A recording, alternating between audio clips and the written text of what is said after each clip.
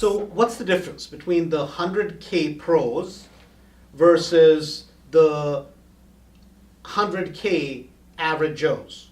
See, with the pros, the arrow goes up.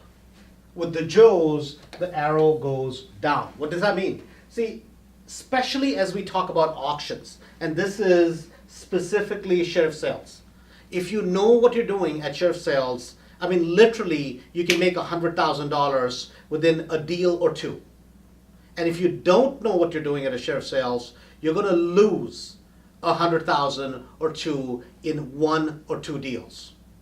So my question is, what is the difference? Is it because the pros are special? No.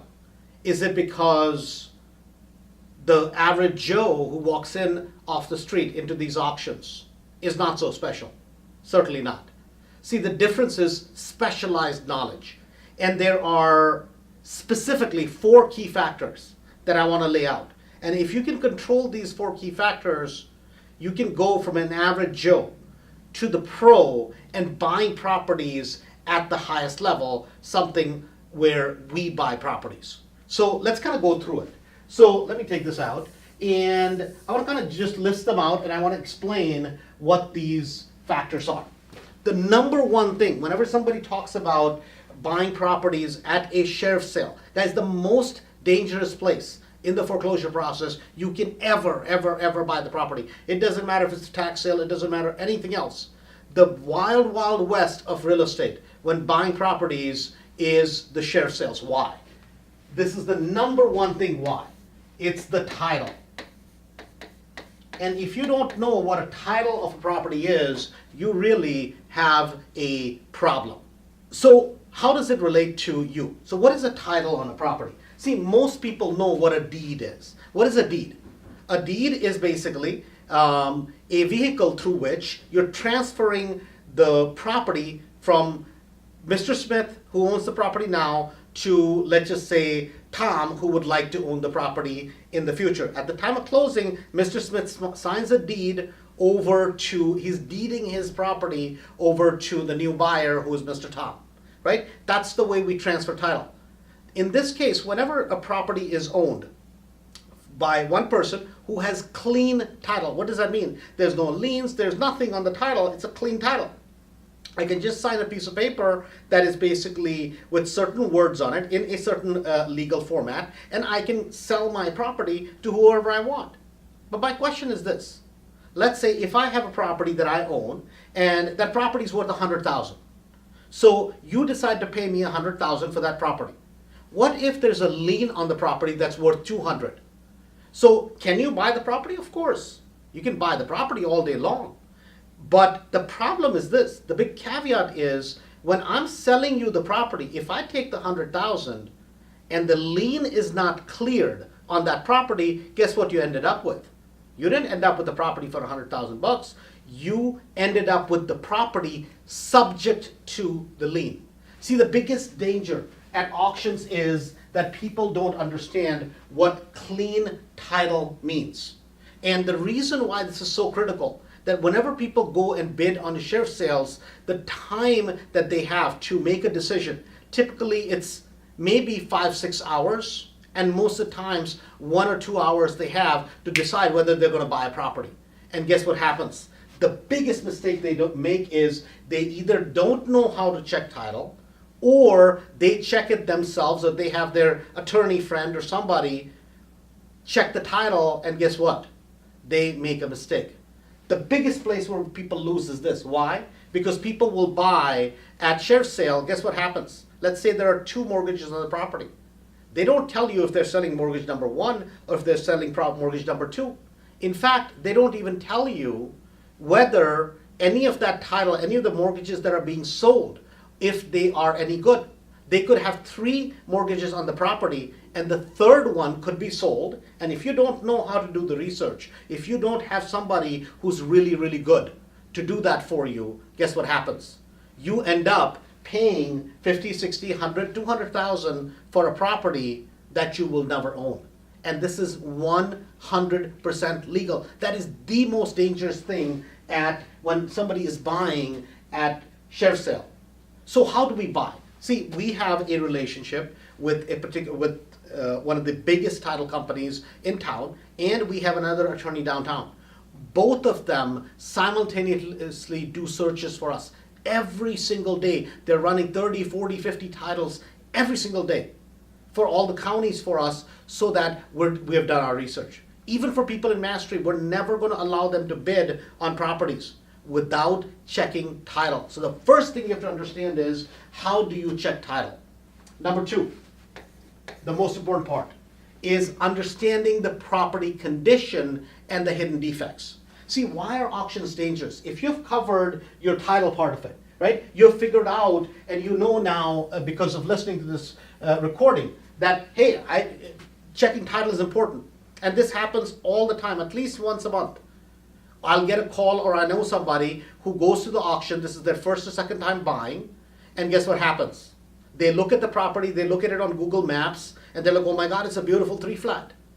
And they go buy, bid it at the auction, and win. And then they go to the property to find out that the city has torn down the property, or the property is marked for, it's a condemned property, it's a scavenger property, and it's going to be basically be torn down.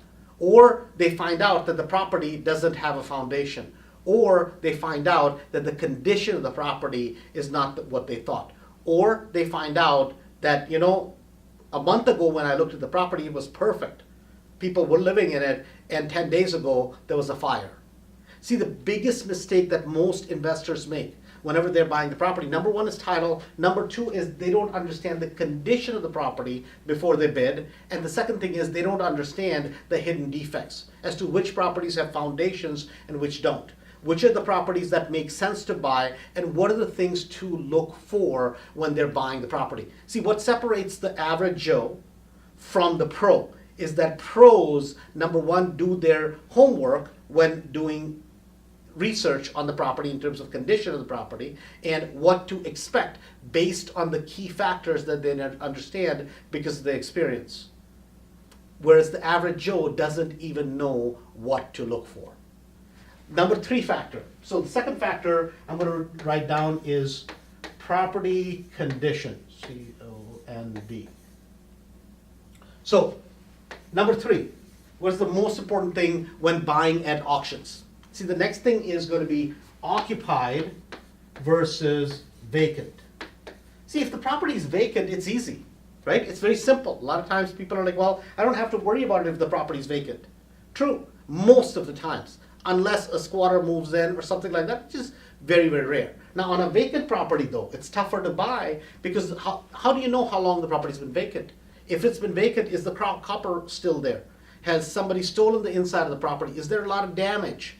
Typically, and this is not a rule of thumb, but typically if a property is occupied, maybe it may be in better condition a lot of times. Not always. Sometimes there are horrendous properties, but a lot of times they may be in better condition. The more important question is that how does a property that is occupied become a challenge?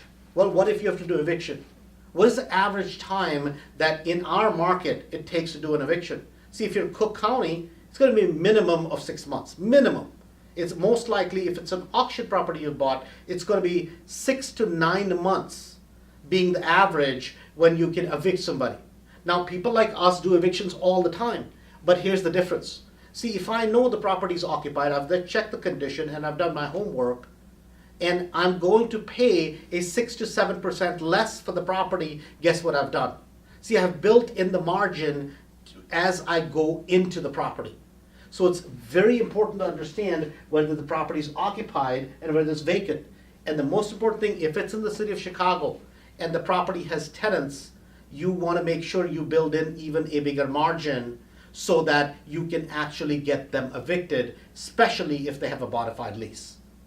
Number four is the other big challenge. And this is something that really should be common sense, but sometimes common sense is the most uncommon thing within people, which is all cash. Now, we all know that all these auctions that are sheriff sales, they require all cash. But yet you won't believe that we get calls time after time after time where people will go pay the money on the first day, the 30, 40,000, whatever's needed, to basically the 25% down or the 10% down, depending on the requirement of the county. And then they'll call me and go, Andrew, do I really have to pay the rest in cash by tomorrow at 12 o'clock? And I'm like, yes, you do. Because guess what? If you don't, and if you don't perform on it, guess what happens? They keep your money. The sheriff's sales does not refund you your money. So those are the four biggest things. Now, most of them, this part of it should never happen because you should have your ducks in a row. This part of it, you should do your homework on. See, the two of these that are the most important and the most critical that require expertise are the title search and the property condition. Because doing title search on one or two properties is easy. But how do you run title searches on such volume of properties? And the second part of it is, how do you understand the condition of the property without ever going inside of it? I wish I could cover all these details today, but please keep an eye out for more videos and more of these educational videos to come. Thanks, have a great day.